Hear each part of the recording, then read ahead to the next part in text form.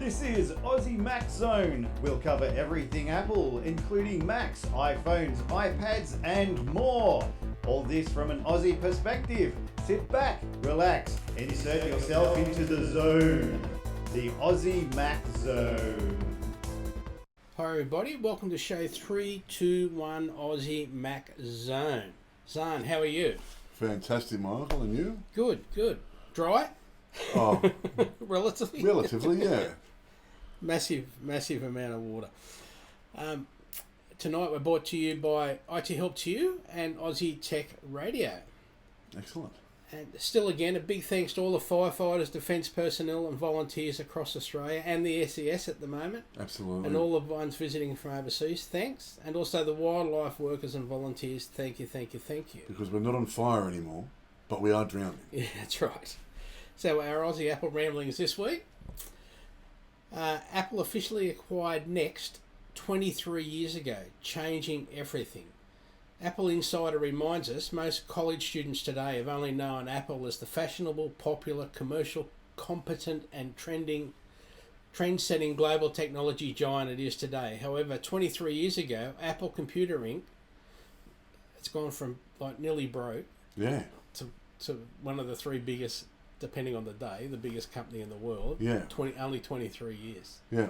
How do you reckon Henry Ford would love that? I know. Not just that, like I remember as a kid, like thinking, because we had Macs as a kid, and then it all just died down, and then they just came back with such an aggressive boom, and here we are today, doing a show online about them. So 23 years. I'm saying I was a kid, but 23 years ago I was 19. Apple was struggling to survive while trying to.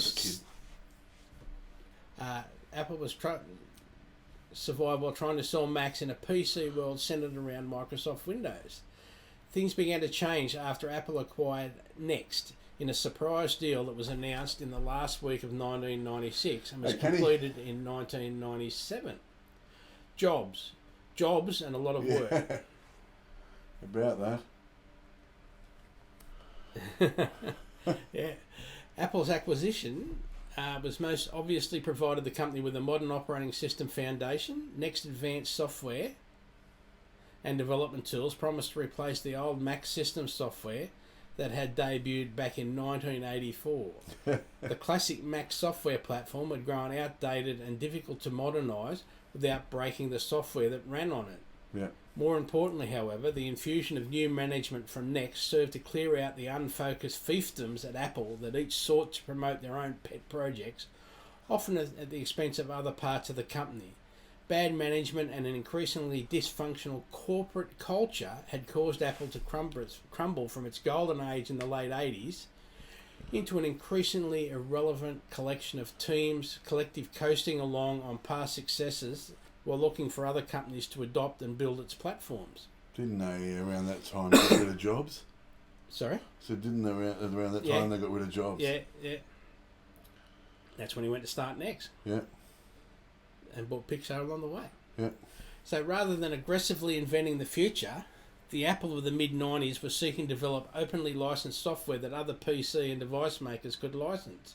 It began licensing both its classic Mac OS and the new Newton OS developed power handheld PDA tablet device. Both strategies weakened Apple's ability to deliver great products and deploy important technologies itself. Instead, these licensing deals made Apple dependent upon the whims and cost-cutting conservations of various hardware partners, much like Google's Android has over the past decade. Yep. Pardon me. The acquisition of Next also famously brought Steve Jobs back to the company. He had co-founded 20 years earlier. Jobs initially seemed content with playing an advisory role, but rather than selling off the stock he gained in the deal and leaving to start something new, Jobs began assembling a competent management team with the goal of turning Apple around. Part of that included leveraging Apple's remaining core customers and valuable technologies, but it notably also included boldly saying no to a series of initiatives and strategies that were not working, including OS licensing and a series of internal initiatives and projects that showed limited prospects of commercial success or popular adoption. It took less than a year for Apple to lay out a clear product strategy for its future. It took several more years to fully implement this strategy, centered around a modernisation of the Mac system software, which Apple eventually branded as Mac OS. To most people, it did not appear likely that Apple could find enough interest in Macs to ever turn the company around. However, Apple's new management team focused its efforts on a wider market of emerging trends, particularly involving mobility, music, photos, and digital video. Mm-hmm. Many of Apple's critics insisted that the company should build Macs running Windows NT. Yuck! Effectively becoming another low-value commodity PC maker. Yeah. Instead, Jobs recruited Tim Cook, then an operations manager at Compaq, and put him in charge of modernising Apple's global operations, enabling Apple to sell its own hardware in a sustainable, profitable way while continuing to develop its own software and development tools to differentiate Mac from generic PCs. Now, there is a lot more to the story. Apple Insider have got it, and we have links in the show notes. Yep, it's an awesome story, so check it out. Yeah. So I'm just slow that bit down a bit there. Pardon me. Now, also, our second story tonight, when it gets here. Speaking of new software. Tasmanian government launched risky fire flood assessment tool for homeowners in silence. The state government has quietly launched an online tool that allows Tasmanians to quickly and easily understand whether their home is at risk of bushfires and landslides, but it's not publicly promoting it, despite the state being in the middle of the bushfire season. Now, key points. Risk Ready, which is the name of it, went live in mid-December, but hasn't been promoted by government agencies. The state government says it will promote the online tool at an appropriate times. Yeah, when's an appropriate time? Not straight the middle away. Of bush. Yeah. So you know that you're risk ready. Yeah. And it's for landslides as Not well ready as for fires. risk. So, yeah. Now, the Greens say Risk Ready is helpful but useless without promotion, because if no one knows about it... That's right, I completely agree. Now, the Risk Ready feature developed over 12 months at a cost of about $50,000 by the Department and Premier Cabinet, with the Tasmanian Fire Service and other agencies, when completed in mid-December. Available now on the Tas Alert webpage, Risk Ready allows people to enter an address and quickly determine whether a property is likely to be exposed to a range of natural hazards, including bushfire, landslide, coastal erosion and coastal inundation. It's a good idea, Jan. Yeah. Would you like some water? Thank you. How are you, Jan? Now, the data was already available on the government's list, Land Information System Tasmania website and other channels, but Risk Ready distills the information into an accessible and understandable format, with the option of generating a PDF report listing all the hazards and their degree of foreseen risk. The feature was developed as part of the government's Climate Change Action Plan and aims to improve community resilience to natural hazards by providing advice on how property owners can reduce the risk of property damage, with links to detailed risk mitigation and preparedness advice. But while the tool became active in mid-December, there has been no promotion of it by the minister responsible, Peter Gutwein, or DPAC, and very little mention of it by other agencies. Mr. Gutwein was the Minister for Environment while Risk Ready was being developed, and has recently made himself Climate Change Minister. I don't know how you make yourself. Made himself. Greens MP Rosalie Woodruff said it made no sense that the government hadn't promoted the tool. Every single day that goes by is a day that people could be making potentially life-saving decisions about how to manage their property, Ms. Woodruff said. Ms. They've spent money and public servants and done very important and excellent work getting this tool up and ready. We understand that public service have been barred from promoting it. Ms. Woodruff said the government appeared to be playing politics by holding off making an announcement. She said Risk Ready would be helpful for people to manage bushfire management, and there needed to be a public information about it. Well, that's what we're doing. Exactly.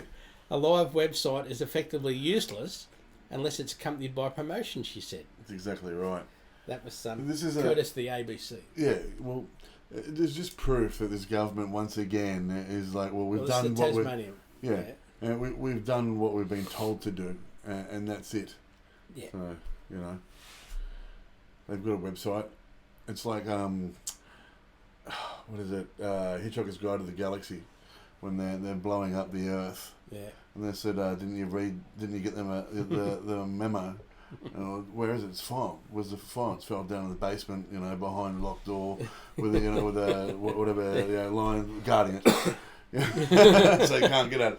You know, it's that sort of politics, isn't it? Like, yeah, it is. It is. Sorry. No, that's good. Good. Please interrupt. Now, iOS 13.4 beta was released last week. Now, iCloud folder sharing has been reintroduced since disappearing during the initial beta period. Also, 9to5Mac found that it contains strings of code that reference an unreleased car key framework that would enable an iPhone or Apple Watch to lock or unlock a compatible vehicle and start the engine. When they say compatible vehicle, do they mean a Tesla, or do they mean any? Well, Apple and lots of car companies are in this thing, this group, yep, where they're working this process out. So Tesla may be in it and already doing it. Yeah. But yeah, that's basically it. It's just so that when you get close to your car, it recognises that your phone's nearby. Yeah. Unlocks your car, lets you get in. There's a few cars around these days you don't need keys in the ignition anyway. That's right. Well, my mate, what was it? Eddie's Toyota Avalon. Mm-hmm. It didn't need a key to get in or start the car, as long as the key was inside the car. Like, I remember him putting the keys in the boot.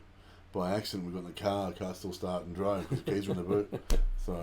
And look what we had to do when Kellyanne did that to the Holden. Oh no, to the Commodore. I know, jeez. Really had to cut it open with an Aussie torch today. It was never the same after it either. I fitted a window to that and everything. That was a massive challenge, that one. Yeah. And now, reminder, this week we are brought to you by Aussie Tech Radio. Now, on Aussie Tech Radio, it's updated automatically each week. So, as long as all these shows are ready by Thursday, they automatically go into Aussie Tech Radio next week. That's the way it works. Yeah. So if they put out a new show, it'll be there. So ours will be there. Absolutely. Now, there's one called EFTM, the podcast. There's Two Blokes Talking Tech. There's Audio Pizza. There's Geeks Interrupted. Aussie Mac Zone. Aussie Mac Zone. I've heard that somewhere before. Aussie Tech Heads. Aussie Tech Heads. Yeah, the boss. Yeah. Tech Webcast. Now, Tech Webcast hasn't been up for nearly 2 years, but he reckons he's coming back. Okay. Vertical hold. Vertical. Yeah. So yeah, that's just. There may be one or two. Yeah. So yeah. So you reckon he's coming? He reckons he's coming back, does he? Yeah. Mr. Tech, that'll be good. Yeah, that's awesome. Well, welcome back. And thank you, Aussie Tech Radio. AussieTechRadio.com. Now, what about? Have we got any gaming news this week, my friend?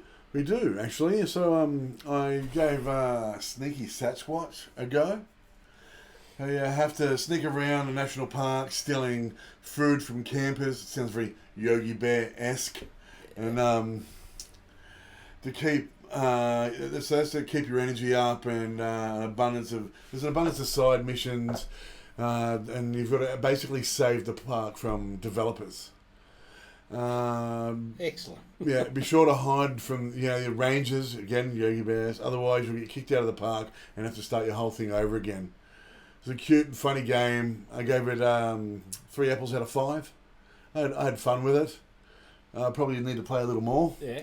But I enjoyed it. It was a good laugh. As long as you get time to relax. Yeah, exactly. Just have a little wind down. Yeah. So what the golf?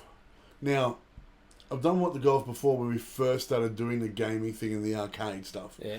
And I really didn't. I didn't review it properly because I just felt like I sort of rushed over it, and so I thought I'd give it another go, and give you some, like you the people, some feedback on what I really, if I liked it or not. So it is a silly game, throwing yourself, like throwing your avatar, your house, golf clubs, cats, giant balls, heaps more stuff.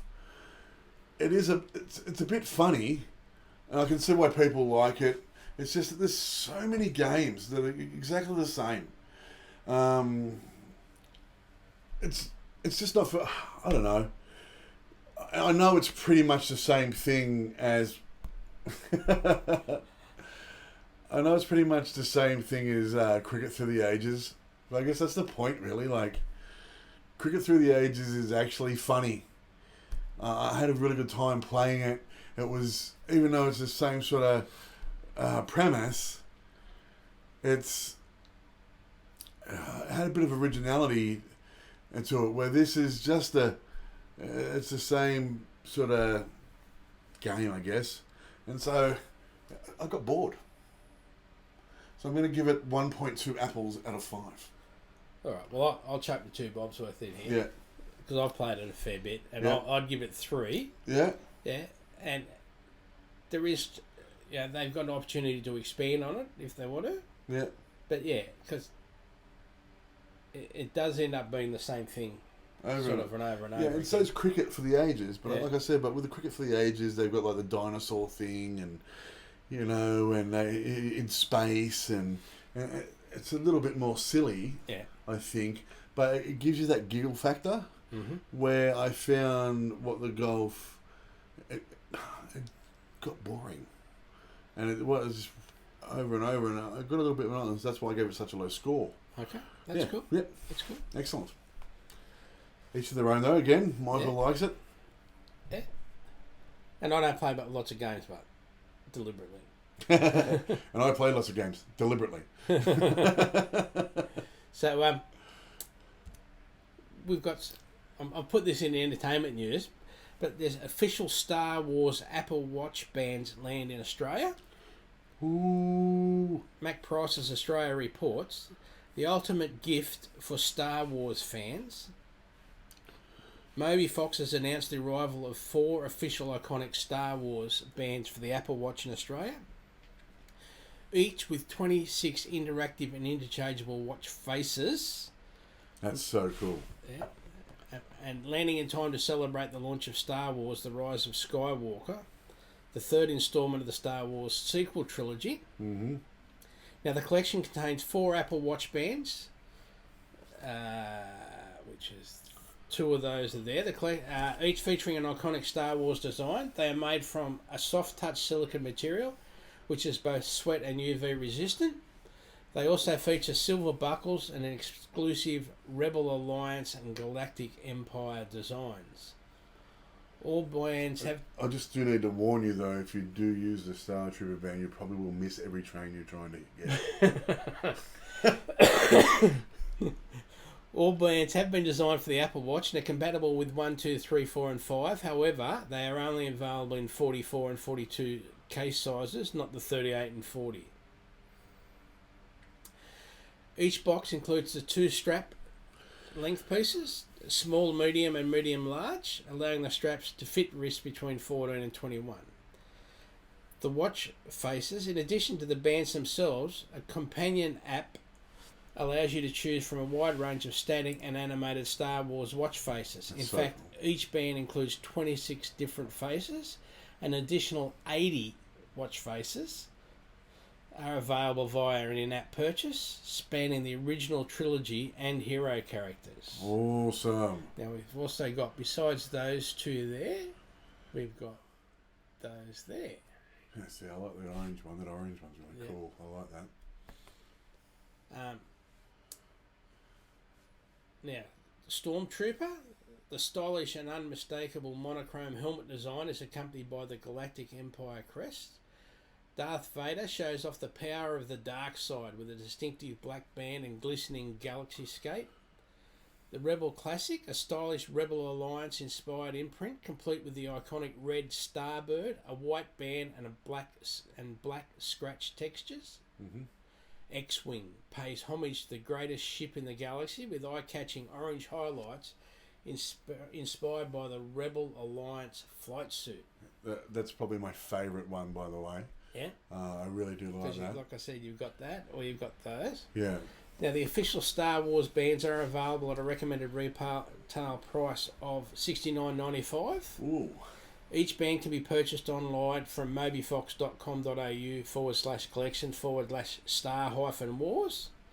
Now, Mobyfox is distributed in Australia by Try and Bite Group, a family-run business with over 30 years' experience in the Apple accessories space. Cool. And I know these Try and Bite people, again, I've been around for so long, I know them personally. Yep.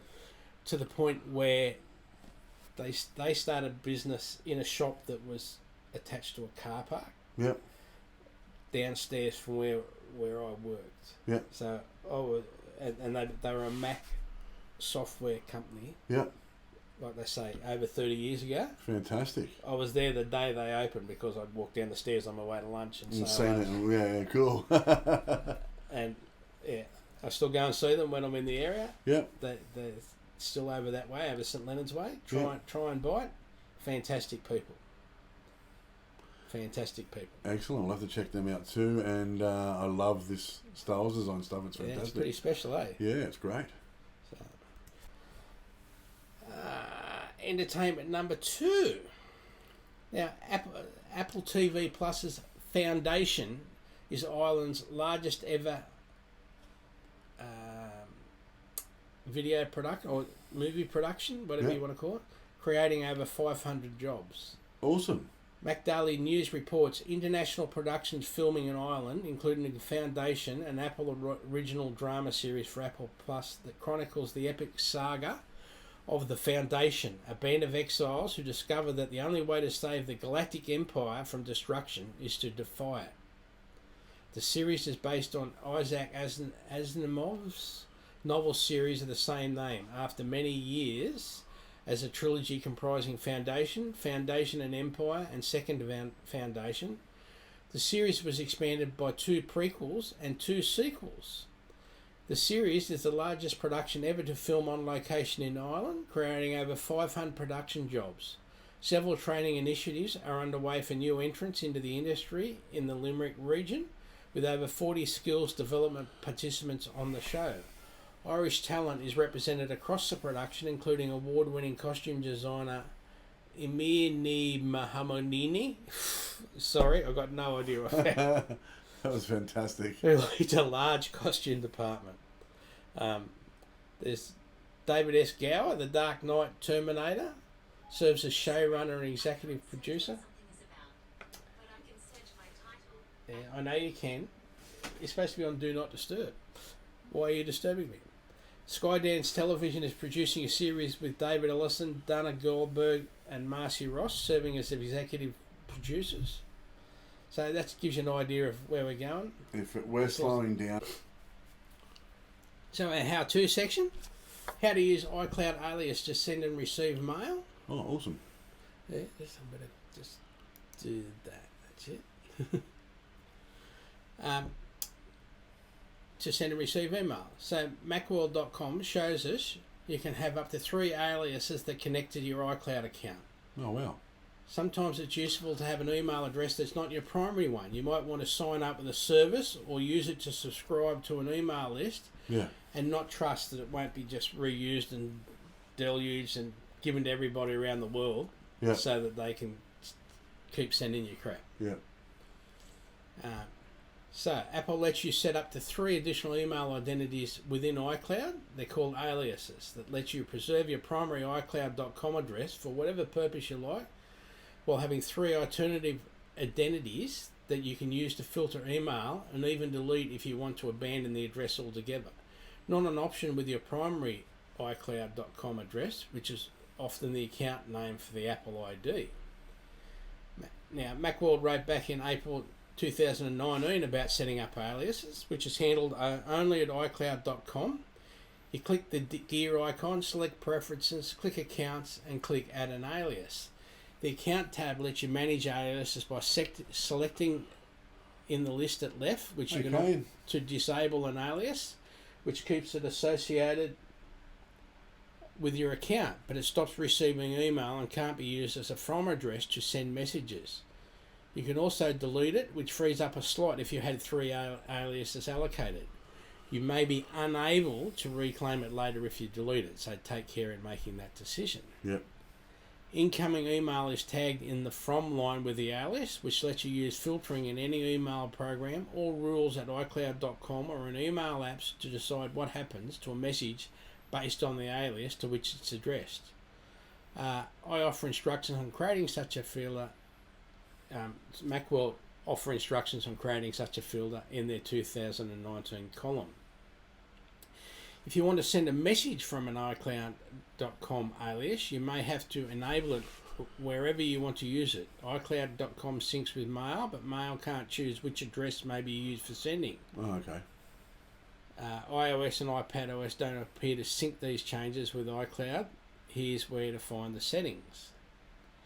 At iCloud.com, in Mail Preferences, click the Composing tab and then check the box next to any address you want to enable sending from. You can also choose which is the default sending address for iCloud. Click Done. In macOS, launch Mail and choose Mail Preferences, Accounts, and then click the iCloud entry from the email address list. You can select your default from address, but select Edit Email Addresses, and iCloud is open to the settings in the previous bullet point. In iOS and iPadOS, go to Settings, Passwords and Accounts, your iCloud account, iCloud Mail, which is found at the very bottom. Turn on or off individual addresses in the Allow Sending From list. You can pick the default address by tapping the address next to the email field, even though it's greyed out and looks like it can't be selected from. So just keep that in mind. It looks like you can't select it. You can select it. And so if you just tap on whichever email you want to use, you've got your aliases there, you tap on that and it'll use that address. Yeah, and don't forget, there are links in the show notes to take you to the full explanation there. Now, what about how to find your location history in Google Maps? Now, you can turn this on and off, but to see your location history in Google Maps, you must be logged into your Google account, and you need to have been logged into your Google account on your smartphone or your laptop as you moved about locally or travelled in the past. After you are logged into Google, go to google.com/maps/timelines on a desktop or laptop web browser or on your smartphone. And you'll be presented with a map enabled search utility. In the location history control panel on the left, you may select date segments, or you can just look at the map and there's red dots all over it. Yeah. And you go, oh yeah, when did I go to Goulburn? When did I go to Mittagong? Oh, so it's 2 dots in Mittagong, there and there. When was I down there, for example? But remember, you've got to be logged in so it knows to track you in the first place. And also, if I don't give, say, Chrome might be open all the time, but I haven't given it permission to use the maps. Yes. Except when it's open, then it's not going to be able to track you. Yeah. Yeah. Now, after you select your date segments and ranges, you are shown your location and a travel trail of your position for the period. These tracks are zoomable and you can get detailed history of your travels. You may also delete history from the line or delete your entire history from the database. This is part of Google's effort to offer both transparency and user control when it comes to private location data. Thanks to LifeWire for that. Now, what about Apple's latest iPhone 11 ad? Yeah, it emphasizes low light camera performance with night mode. Apple has shared a new video on its YouTube channel today promoting the night mode feature on iPhone 11 and iPhone 11 Pro. In the video, Apple offers side-by-side comparisons of images taken with and without night mode enabled. Clearly to set the Smashing Pumpkin song. Cleverly set to the Smashing Pumpkin song, we only come out at night. Apple's video focuses on the dramatic effect night mode can have on iPhone photography. Apple rarely makes side-by-side comparisons in its advertising, but this video is a clear exception. The purpose of the ad is to show how night mode can help improve iPhone images in low-light environments. Take more naturally looking photos in low light with night mode on iPhone 11 and iPhone 11 Pro. Apple touts. This iPhone 11 night mode ad comes just a few days after closed submissions for its shoot on iPhone comparison focuses on low light photography. Sorry, that was really poorly read. So yeah, when you actually go look at the ad, it's got like, here's a 4-wheel drive next to a lake, and you can see everything. You can see the lake, and but the light's on in the 4-wheel drive. Yeah. And on this photo, you can just see that the light's on in the 4-wheel drive, or in a vehicle down there, basically. Yeah, this one, you can see the vehicle and the lake and everything. Yeah. So that's just an example. But yeah. So Apple will announce the winner of the contest by the 4th of March. Yes. So good luck everybody that's entered, and I can't wait to see the winners. That's right. And the rest of the photography as well. I know it'll be amazing. Now here's a good one. Go for it. You can hear it. Foxconn makes masks for its iPhone cover amid coronavirus crisis. Yeah. So basically, Foxconn, who make the Apple computers, Yep. and a few other Chinese companies apparently, Yep. are going to start making masks. Yep. And like Foxconn have got, because you got to have at least one mask a day. It's not once a week or Yeah. And but some of the other electronics companies are going to make masks as well. Yeah. And Foxconn's one site has got like 250,000 employees. Yeah. We talked about that. Yeah, that's right, last week, yeah. Yeah. So So Foxconn, the electronics company that supplies Apple, has begun manufacturing its own surgical masks, allowing Chinese workers to churn out iPhone uninterrupted as the coronavirus crisis continues. yeah, now I don't think they've actually gone back to work yet. There's a whole thing about that. But Yep. yeah, I'm sure they're getting ready to. The Taiwanese company's production line has been shut down because of the disruption caused by the outbreak. It's not Slowing only down. by the sorry. Yeah, It's not yeah. only by the because they had Chinese New Year, and that's like That's a week right. anyway. Yeah, it is. Chinese New Year's is amazing. Slowing down the supply chain feeds Apple global retail network. However, in a statement released via the Chinese social media platform WeChat, Foxconn said it hoped to get around the problem by switching some of its own production lines to make masks for its own staff and to supply the soaring global demand for them. It hopes to increase production by 2 million masks. 2 million masks. Sorry? 2 Yeah. 2 million. 2 million masks by the end of the month. That's pretty good from Yeah. nothing to. In this war against the epidemic, and the second counts, the company said. Earlier, we took precautionary action. The earlier we could prevent the virus, the earlier we can save lives. The sooner we can overcome this. Foxconn, which has previously come under scrutiny over poor conditions endured by workers making iPhones, said that it had already begun test runs of masks and main manufacturing plants in Shenzhen, South China. They will initially be produced from internal use by its hundreds of thousands of employees, this majority of whom work in factories in mainland China. After that, it will begin supplying masks to the wider public, from whom soaring demands have caused shortages as people trying to protect themselves from the virus. Yes. So, I don't believe anything of Apple's has reopened in China again just yet. Yeah. Well, you They think closed everything down. if they're wearing masks, they're going to be able to manufacture more because they're not going to be coughing into the product, I guess. Yeah. That's true. Yep. Now, Apple removed 18 smelters and refiners in 2019 for flouting conflict mineral code of contact. Wow. So, again, from Apple Insider, Apple in a report on mineral sourcing issued last Thursday said 18 smelters and refiners were not willing to participate in third-party audits were removed from its supply chain in 2019, resulting in a 100% audit participation rate for the fifth consecutive year. Excellent. So, in a disclosure to the US Securities and Exchange Commission, Apple detailed efforts to responsibly source so-called conflict materials, tin, tantalum, tungsten, gold, 3TG collectively, and other minerals, used in the production of iPhone, iPad, Mac, anything electrical. That's right, yeah. Even Apple Card, because it's got titanium, HomePod, Beats products, Pod. all branded accessories. Apple, like other US corporations, are beholden to sourcing legislation designed to cut conflict minerals out of the supply chain. As defined by law, conflict materials include 3TG and other common minerals used to finance conflict areas in areas like the Democratic Republic of Congo.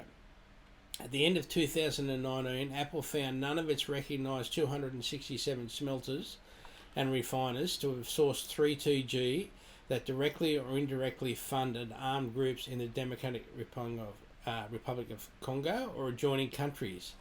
Of those 267 entities, 24 were known to be sourcing from the DRC or a nearby country.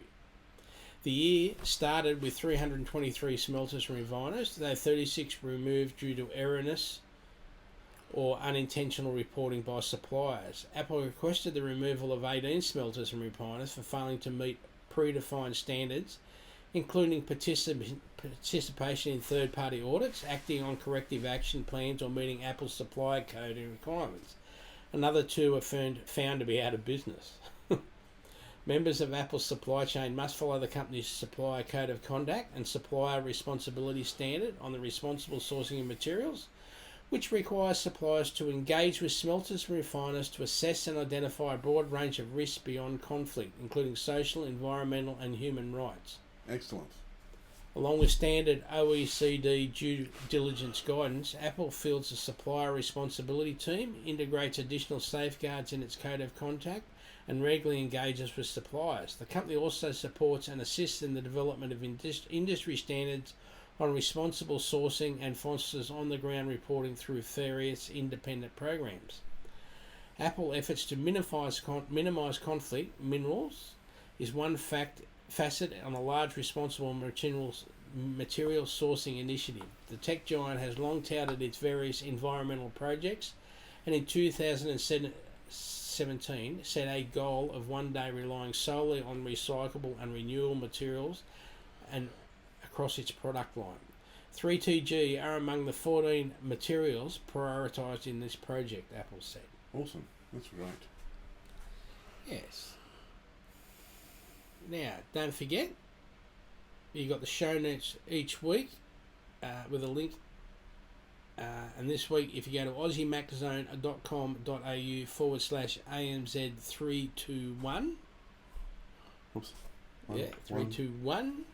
There you'll see the last 6 weeks' show notes. You can email Zarn at aussiemaczone.com.au or Michael, aussiemaczone.com.au. You can search for Aussie Mac Zone on Spotify. You can look for Aussie Mac Zone into Apple News. Apple Podcast. Yeah. And if you like us, please tell a friend. Please just give us a rating. Even if you don't like us, give us a rating. That's right. Like us on Apple Podcasts. Like us on Spotify. Like us on Facebook. Like us on Twitter. Like us on MySpace. Like us on LiveJournal. Like us everywhere. Tell everyone. So don't forget, AussieTechRadio.com and thanks to IT Help to you. And our supporters, most importantly, you, our listeners, most importantly. Well, the sign-off, please. It is. So, another fantastic day. Stay safe in this crazy, crazy weather. If you're not burning, then we're drowning, and I just want everyone to know that we're thinking of them if they're in peril, and wish there was more we could do. Yes. So remember, an apple a day keeps the androids away.